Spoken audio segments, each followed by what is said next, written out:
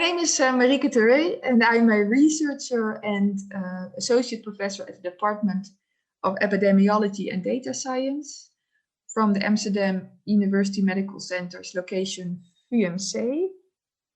I do a lot of research myself, but I also give lectures on how to perform research in medical areas. I've been part of the CRTH program, and I've written a book called A Quick Guide on How to Conduct Medical Research. And in that book, we've also focused on the topic that I will be discussing with you today. In this podcast, I will be discussing how to formulate a research question and all the steps that are involved in that process and things you need to consider. The development of this podcast has been funded by the European Hematology Association. If you want to listen to other related materials, please visit the EHA campus at www.ehaweb.org. So, first of all, every study starts off by translating an idea into a proposal. Translating a research idea into high-quality research is not always easy. Many steps need to be taken first, and the best way to start off is to write a research proposal. In a research proposal, all steps of the research that is going to be conducted are worked out. It provides a structure for the research. It describes every activity that will be carried out at every stage of the study. For the researcher, him or herself, the proposal provides the structure of the research without losing focus. Other researchers can understand and judge what the intention of the study is using your proposal. Every details of all the steps at every stage of the trial or study are being worked out.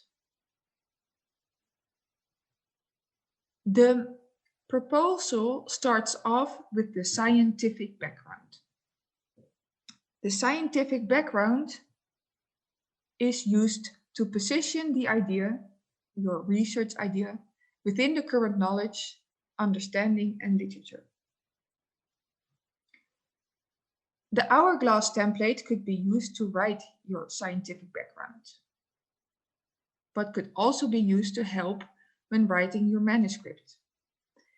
The hourglass template, picture an hourglass that starts off wide, becomes smaller, and then becomes wider again. That is also the concept for writing your scientific background or your manuscript. So you start off your background broad. You write down what the current understanding and area of the visit are, and you back it up with up-to-date literature. And you finalize your scientific background by stating your research question. Your research question should logically be developed from the research gap you have described in your background. At the moment, when writing the background, you are still a bit wide, and then ending with your research question, you have become more narrow. Then you write your methods part, that is even more narrow, so then you're really more specific, especially when presenting your results. That is really specific for your study. And then when discussing your results into what the effects might be for the general population or the research area you are working in, you have become wider again. And that is the concept of the hourglass template. So the scientific background or introduction contains a description of the healthcare problem or disease. In it, it is described what the relevant knowledge, theories, and or concepts are supported by up-to-date literature. You review the existing literature in short to describe the research problem and the research gap. Then you end with your research question, which follow directly from your background. And for readers, it becomes clear how your research will contribute to closing the research gap. I would like to provide you with some tips that might help you to write your scientific background. Remember to formulate some key sentences that explain your message. Your key sentences together should provide the overall message of your introduction. Every key sentence should be the main message of a paragraph. And a key sentence should be placed at the beginning or at the end of a paragraph, where it is advisable to use sentences to link the paragraph. And then you end with your research question. The second part of your proposal contains the research question, something which seems to be just one sentence, but is actually the main important item of your entire study. The primary research question or your research aim results from the research gap in your background. The main focus of the research is to answer this question. And of course, secondary and even tertiary research questions or aims are investigated as well. But the main research question is the most important because it forms the basis for the in- and exclusion criteria, the sample size calculation, the statistical analysis you are able to perform, and even the type of research design that could be applied. Therefore, it is important to have a well-defined and specified research question.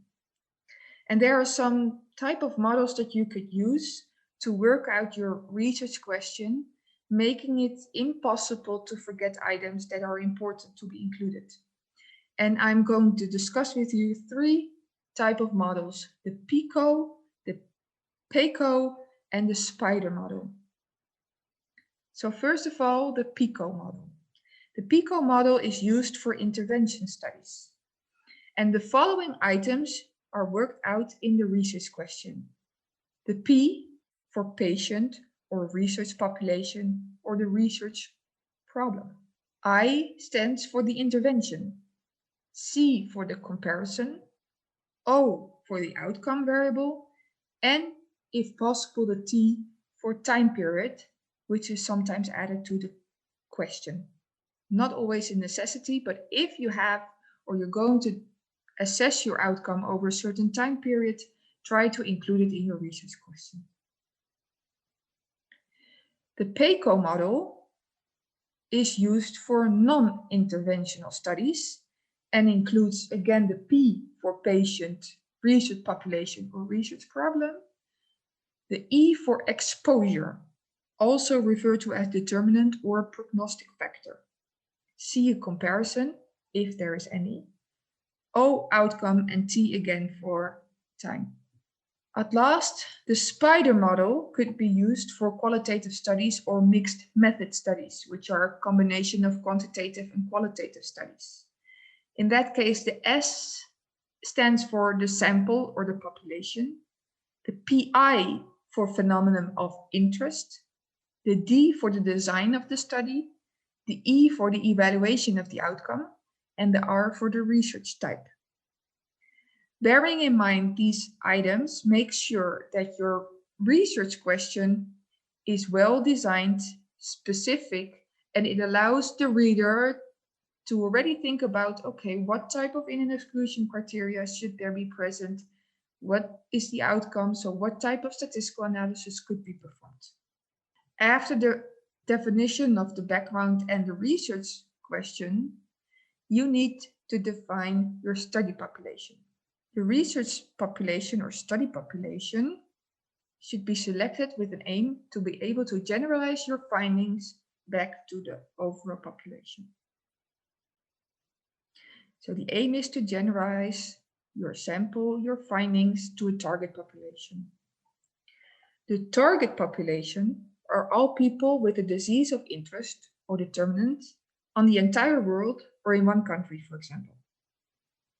The study population is a smaller proportion of the target population and zooms in on all the people with a disease of interest in, for example, one or more hospitals. The sample is the population included in your study. It is a much smaller proportion of the target population. And the sample is usually established by applying in and exclusion criteria. The more in and exclusion criteria apply, the smaller the target population becomes on which you want to generalize your findings. This is what you need to consider when interpreting your results to the target population.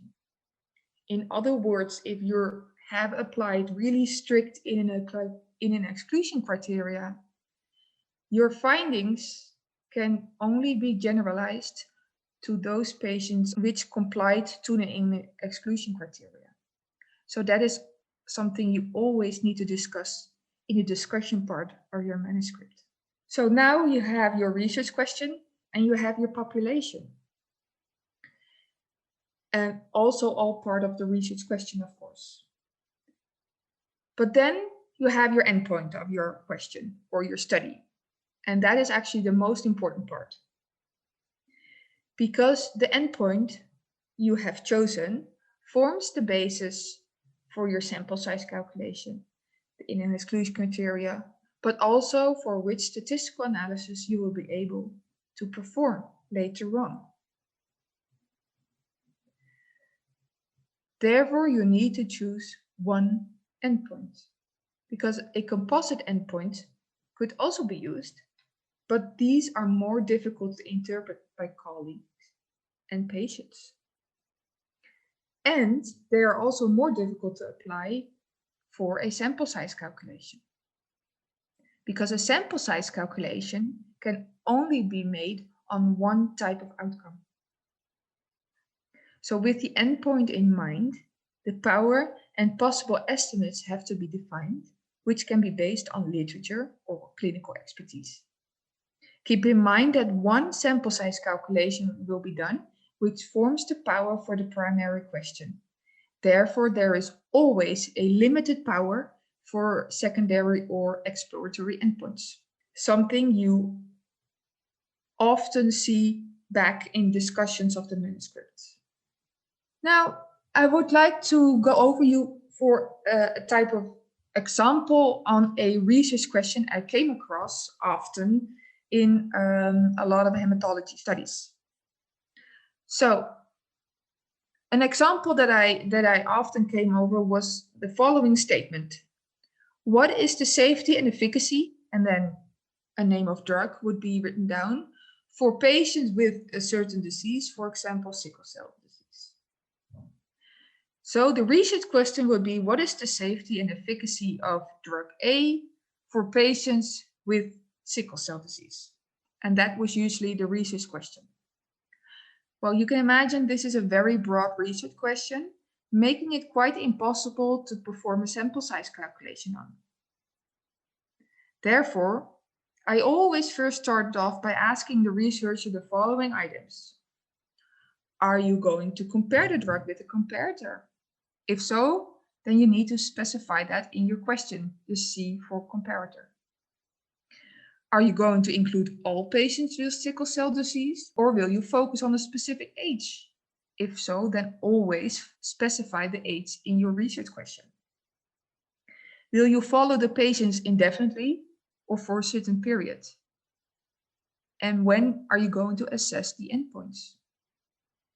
And which endpoints for safety or efficacy will you use? By specifying that, you will know which instruments you can use. Safety and efficacy are large terms that encompass many different endpoints. What will be the specific endpoints which will allow you to perform a sample size calculation on? For example, the number of adverse events. By specifying these items, the researcher had changed the former question to the following. What is the time to response of CRISPR-Cas9 in sickle cell disease patients aged 18 to 50 years old compared to placebo after 1 year of treatment? With this question now in mind, we can all distract what is the endpoint, in this case, time to response. We can imagine what specific in and exclusion criteria could be. So people need to have sickle cell disease. They have to be aged 18 to 50. They should not have any complications or allergies for the treatment they're going to receive. That are in an exclusion criteria that come up to me as a reader of this question. The time to outcome is specified, so I know you're going to check after 1 year of treatment. And because the outcome is a time to outcome, a time to response, I can already imagine that survival analysis need to be performed. So including all these items in a research question allows me as a reader to recognize what I expect what the topic will be in this study. Therefore, it is really important to focus and work on a really good specific research question. That is what I wanted to tell you today. Why is the research question so important? Because it forms the basis of the in- and exclusion criteria, sample size calculations, and therefore also the ability for readers to see, would this be a study that we would like to finance, for example. Specifying your research question could be done according to the PICO model, or the spider model. At least all three have in common that you need to specify this patient or population, the phenomenon of interest or intervention or exposure, a possible comparison, if there is any, the outcome of your study, time, or research type. By focusing on the research question, it makes you really consider the type of outcome you're going to use. Safety and efficacy are broad terms that allow you not to perform any sample size calculations. So specify, choose for one type of outcome, and all the other parts of safety and efficacy are secondary or exploratory outcomes.